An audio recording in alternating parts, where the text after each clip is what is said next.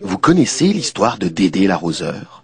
Pendant la guerre, Dédé collabore avec les Allemands et travaille pour Vichy. À la Libération, devenu gaulliste, Dédé sauve la mise à son patron, un pharmacien qui avait vendu trop de shampoing au Bosch. En récompense, le pharmacien lui donne sa fille, Liliane, en mariage. Et voilà Dédé devenu patron de L'Oréal. Pendant les 30 années qui suivent, Dédé devient milliardaire. Il verse des paquets de pognon au parti de la droite française. Il devient même ministre. Sur le tard, il tombe amoureux d'un jeune homme, un dandy qui écrit des livres et fait de la photo. À la mort de Dédé, la femme de celui-ci, Liliane, alias Lily mise en pli, lègue au dandy 1 milliard d'euros. Non, pas 1 million, 1 milliard. Pourquoi? Mais parce qu'il le vaut bien. Et Riri la praline, vous connaissez? De 2007 à 2010, Riri est ministre en charge des finances de la France. Son épouse, elle, travaille à faire fructifier les milliards de la femme la plus riche du pays. C'est alors qu'on découvre que le ministre, qui est aussi le trésorier du parti du président Speedy González, aurait reçu 150 000 euros de la femme la plus riche du pays, à la veille des élections, et au black.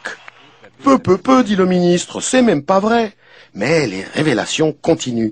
Riri aurait refilé une légion d'honneur au gestionnaire de fortune de la femme la plus riche de France pour le remercier d'avoir engagé son épouse. Ouïe, ça commence à sentir la boîte à biscuits pour Riri la praline. Et Flo, chapeau pointu, vous connaissez? Flo, c'est la femme à Riri. Comme il est maire de Chantilly, Flo, elle a un truc pour les chapeaux et les chevaux.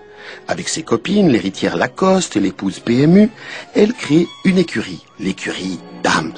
Et oui, depuis que le président Speedy González a institué le bouclier fiscal, on peut acheter des chevaux de course avec l'argent des impôts.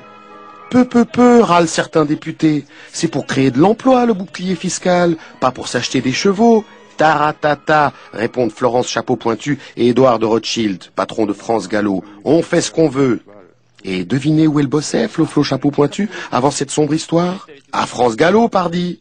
France Gallo, dont les profits se sont envolés depuis que Riri a légalisé les paris sur Internet. Bref, comme on dit chez L'Oréal, tout ça, c'est parce que je le chevauche bien. Parce que je